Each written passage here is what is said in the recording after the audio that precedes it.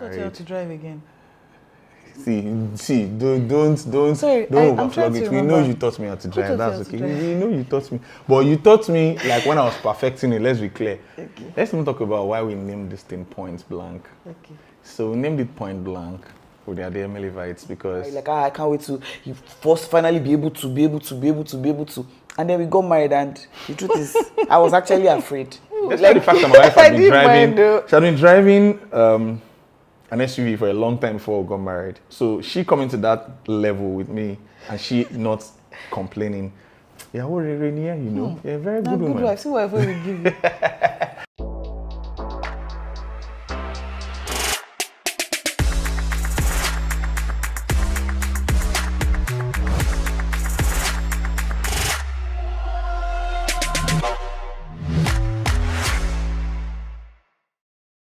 Hi guys. Hello guys. Welcome back to our podcast, Yeah. Pointblank with the Adeyemi-Levites. It's good to have you here. We hope you guys have engaged the last video. We hope you enjoyed it. We hope you loved it.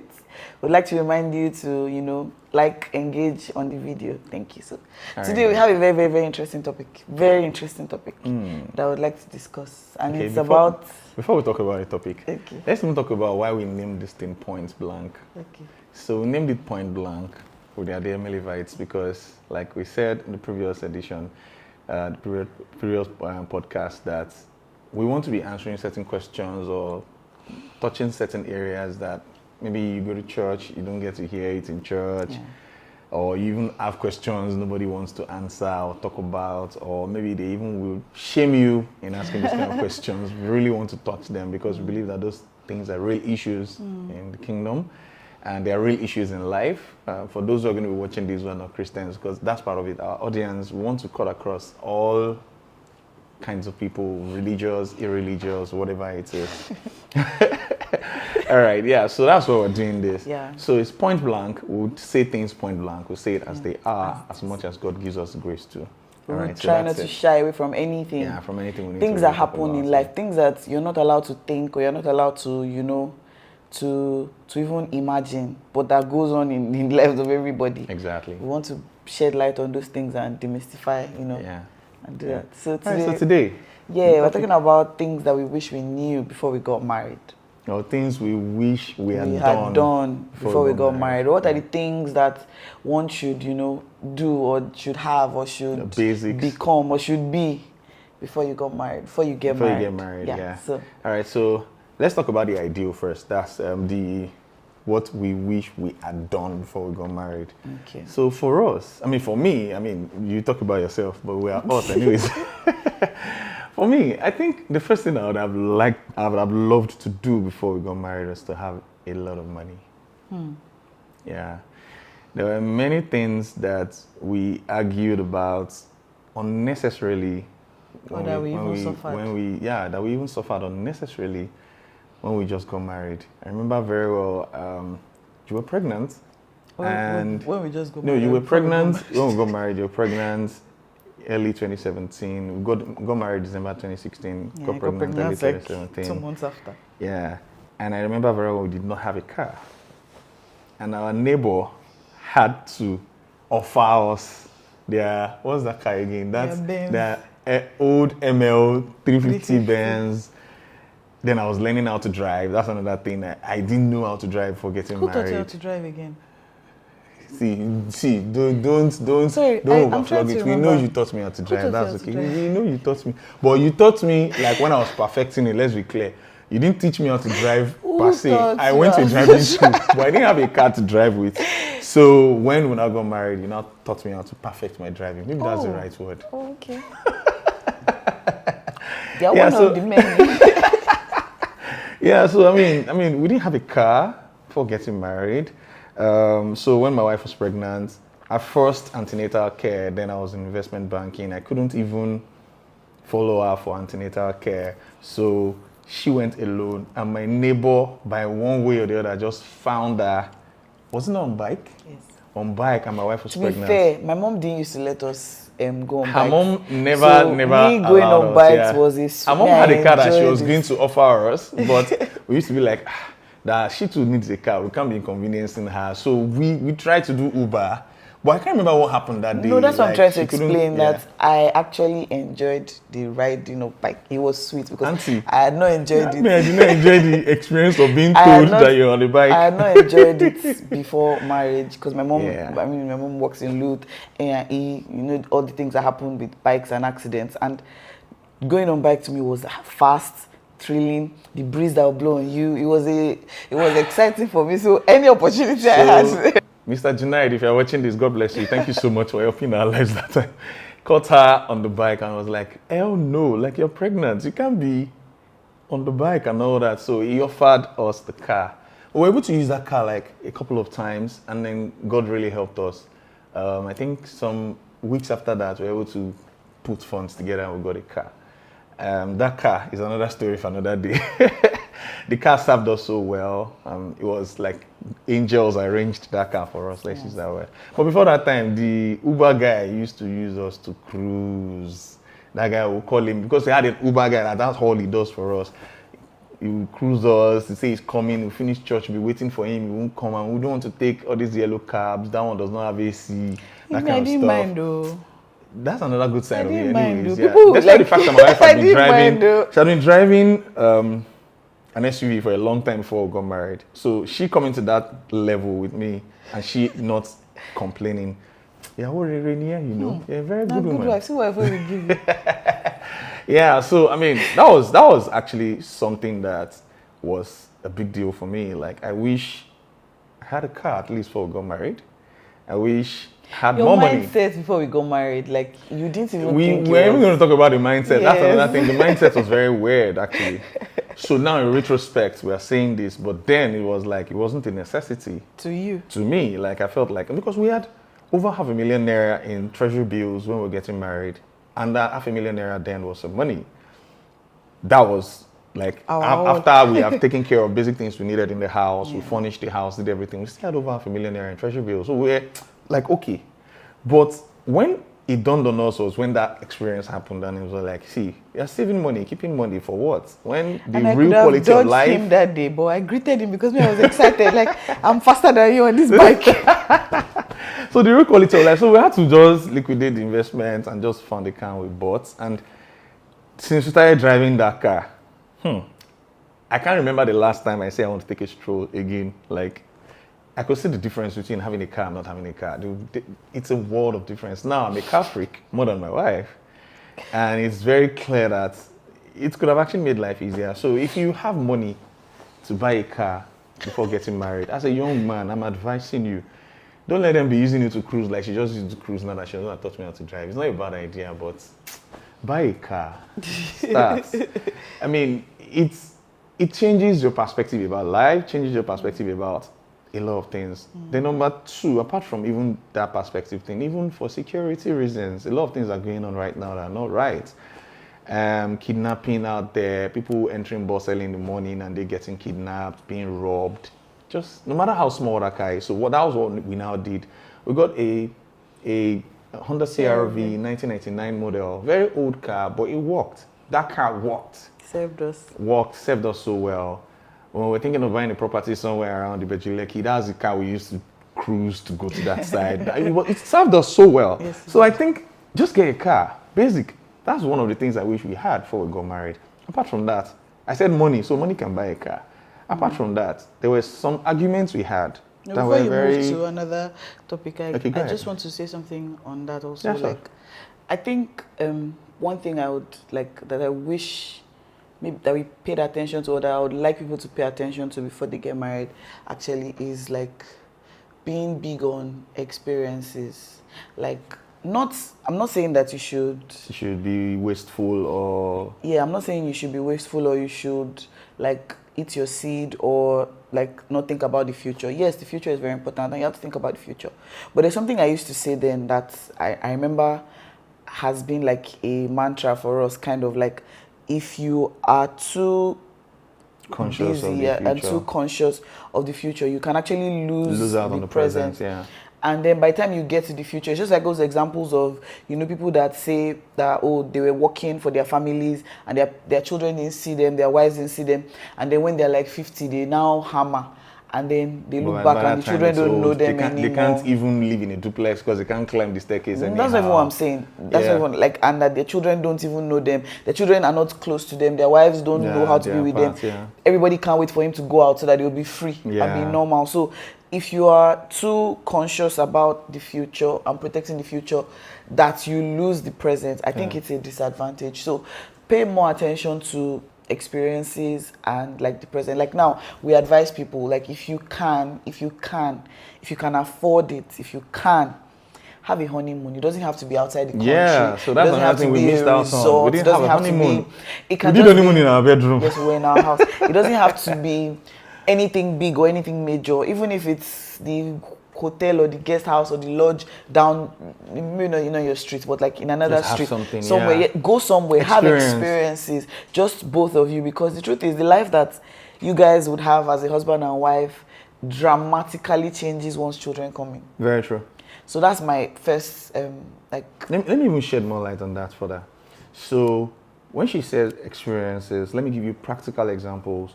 When we were courting, we only went out on a date how many times? 3 times, Three including times. the one where Including the one where you were proposed to. Yeah.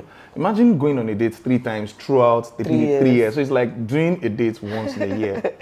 Not because we didn't have the fund, but because it wasn't a priority.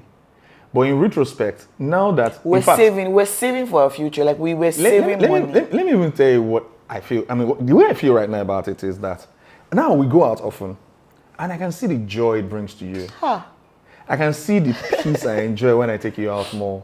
Like I am happier when I see you happier when you go out on dates. No. I'm happier seeing you happy that we went on dates. When we go on dates, we talk a lot more. We experience this bonding more because we are out there talking, gisting, enjoying things. Good But then we used to sit down at Wadi 4, talk from morning till night at Lutz. We were just all indoors. We really did not explore. So imagine how better our courtship would have been if we invested in experiences. So that's an example. I think it's also, you also can't just. I understand that we were saving for the better life we wanted ahead of us. I mean, I was writing exams and doing all that, but at the same time, Yeah, you can't just like say one is bad or one is. no, I I'm think not it's saying a it's bad. balance. It's a balance, yeah. Yeah, hold on Oh, first. yeah, go ahead. I think it's a balance. I think there are stages. There are times when you would be in a relationship and sincerely you don't have enough funds to say you're going out. Your going out doesn't have to be you're going on a date, like to a restaurant or to somewhere. It can be something different, which Yeah, we did. sure. We had experiences. We would buy. We can have like biscuit. It doesn't have to be anything. We had very great indoor exactly. experiences. We had experiences. We would sit down in cold room and take coke and biscuit and like But I think if we prioritized going out more, then we would have still gone out and do everything we did. But we won't have been able to save. Okay, so we categorized things like we planned our first house that we stayed invested so much in that. We yeah. dropped so much money. That was a big experience. We can even say we Do you get so lived in so much. Yeah. Our 3 weeks of honeymoon wasn't boring. Yeah, it wasn't actually. They would take light and we'll go and put on the gen and run our AC and be indoors and watch movies and eat. We weren't cooking, so it was. And our house was fine. We invested in the house. We invested in the house. I wish you could show the pictures. Let's see if we can find it and just show it when we're doing the editing. Let's see. Okay, so we'll find the picture of the house. So we made the house terrible and we transformed it. We got an interior decorator. We didn't have money for my wedding dress was 30K and we got interior decorator to do house. So it was we thought about those things. So and maybe then we should not overflog ourselves. Exactly. Maybe we didn't really do badly. There was a period in that 3 years where you didn't even have a job. I didn't have a job. Yeah, so true. going out to enjoy experiences might not have been it. We had experiences. We didn't. Another thing is that's why it's good for like when the Bible says like that you should, or when like you hear in Christian gatherings or when you hear your pastor say that it's good for your husband to be your first, like to not have experiences. It makes a lot of sense because you have nothing to compare with, because we didn't know much. So it wasn't like I had been with a maybe like somebody who used to take me out all the time, or you had. It was like that was what we knew. Your expectations were not so get to the point where Not that I didn't have expectations. I mean, my mom used to take us out. We used to go out. We used to go to Chinese restaurants. We used to go out. oh shit. We used to go out. But in terms of like building a relationship or like planning a home or planning a marriage, there were things that we had as experiences that were real, Yeah, that true. were tangible, that Very were true. interesting. Another thing is, I think our personalities matched. Yeah, So, we're because more even indoors now that people. we have the capacity to go out, there have been times when We plan the we date and plan we a just date end and up like, oh, let's just Netflixing stay in inside the our house. house. You understand? So Yeah. our personalities also. Yeah, I So think we've you learned can't a lot just in say, that oh, regard, because yeah. somebody is not doing it, let me not do it. I think you just have to think about what good experiences mean to you. Yeah, I think that's the point, so that we don't have to make it look like, oh, it has to be This going is the out way, alone. There are many or other not things going that are out. experiences, like for Exactly. instance, buying gifts, surprises, looking for what you need and just filling the gap easily. Quality Actually, time. actually, we actually had a good time. That's what I'm When we saying. were cutting, I remember you didn't have a phone and I didn't have a phone. Our phone got spoiled around At the same time, and I time. bought 2 brand new phones. One for you, one for me, if you remember. So I think we had good times too. It's just that, see, me, I'm a guy. I know where I'm coming from. Where I'm coming from is, I wish I had more money. I wish when we're cutting, I had more money than I had. I mean, it would It have could have been been sweeter. Exactly. That's what I'm saying. So I just feel like if you're getting married, as much as you can have money, have money. Now, I have also said in some other articles or things I've written in the past to say, hey, you don't have to start very big.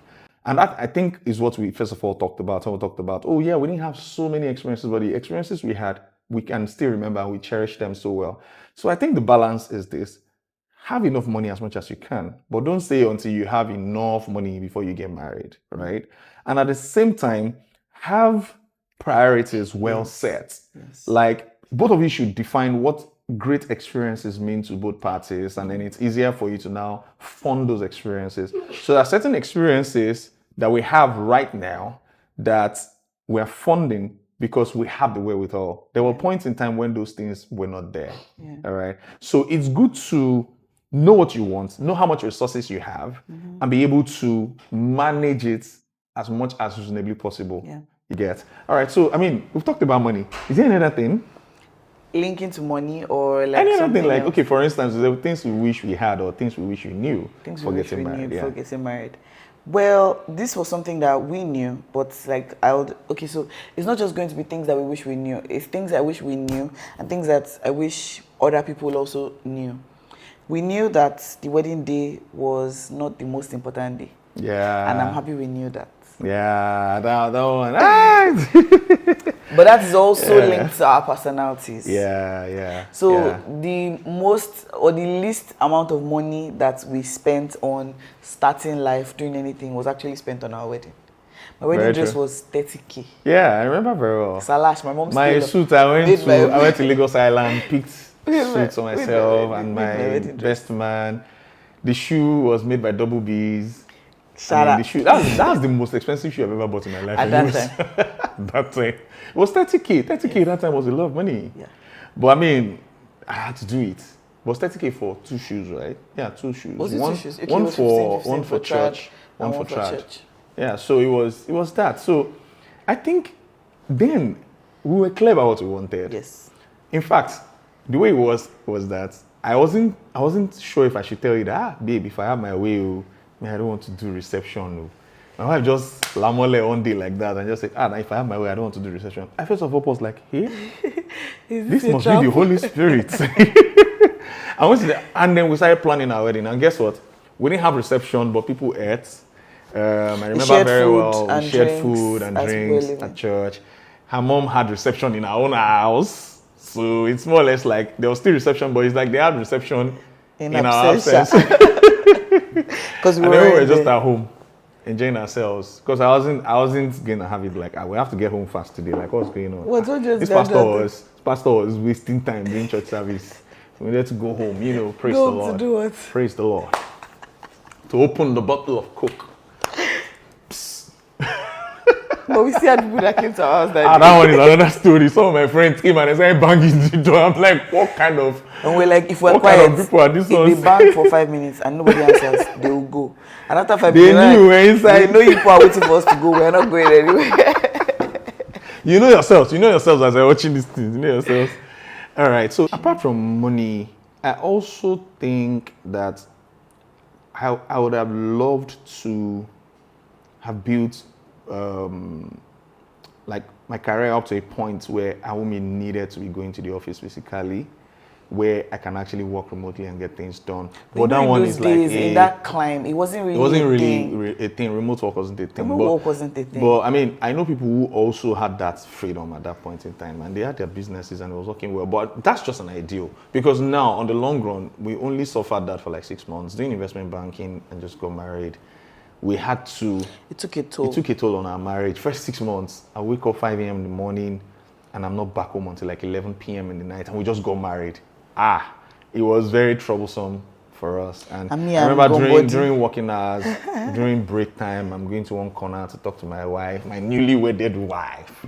You know how they shocked me, even till now. How many years now after I see they shocked me? Not enough of that time. What is that many years? I want to ladies to check. Like, I mean, it was actually, so if I had my way, I would have loved to have a kind of job then that did not take me away from family, but thank God. And that's where another idea we can chip in comes in now, to say, hey, you can actually ask for it, to have a job that gives you time for family. Like, we're running a family right now, and this is like normal working day that we're shooting this. It's not working day, please. It's off working day. I don't know. Working day, Saturday can be a working day for some people, right? So a normal time, and then we are having good time talking about this. Like, I can actually have it all. You can have a very good life where you have time for family, time to go and pick the children in school, time to take them to school, time to spend with family, and still be making money. People are doing these things out there, and that's part of what we want to say, point blank. If you are thinking that is a 9 to 5 that will bring you the big money, start thinking outside the box. There are ways outside it. People are actually making money out there, and you just need to know how. And like one thing God taught me some years ago, and it is, when you know that something exists, you have already broken that edge that needs to be broken for you to enter into it. The ignorance that actually, you not knowing that something exists is the main problem. Yes. But once you know that something exists, like then that video we're watching recently, and we saw a young man into Forex buying 340 million naira house, that thing is still shocking me till now. Like, how is he doing it? Like, that's a possibility, and he's not stealing. EFCC has not come to catch him all the while. He's balling very well. Like, it's a possibility. Once you break that realm of impossibility, and you know that the scriptures are very clear about it. You know, we say we're using science and scriptures. So there are scriptures that actually talk about this thing, that it is vain for you to wake up early in the morning and eat the bread of sorrow, right? Like, you don't actually have to struggle or stress yourself to make money, suffer, and take care of your family. So as a young person who is just getting married, or you are struggling right now with your finances in your marriage, you can actually go to God in prayers and say, God, I know some people don't toil like this and they make a lot of money. Open my eyes to see. All right. And God will actually open your eyes to see. Don't think we're there yet. Also, we are praying that prayer also to say, hey, God, people are balling out there. Yes. If I have 340 million naira, do you know what? The kingdom is going to enjoy a lot more than they're enjoying me do right now. It's going to enjoy a lot more than my wife is doing right now. So we know that there's still bigger possibilities. And every day we are breaking that frontier of impossibilities, checking out new things that are possible, and telling ourselves, if people can do it, we can do it as well. Right? I'd like to add to that, so that it won't just look highfalutin and vague. We're just not just in the air. I think it starts from a desire. Yeah. Like, if you sincerely desire to do this life with ease. Yeah. Not just with ease, but like in God's purpose, but with ease. The truth is, it's God's desire to make us rich and add no sorrow. There's some type of life that people live, especially in this part of the world that we're in Lagos, the hustling life, that is actually a life of sorrow. Yeah. You waking up like he used to leave home 5 o'clock, leave home 5:30, coming back 11, and coming back 11. I believe that's a life of sorrow. Nah. honestly, I sincerely believe that that's a life of sorrow.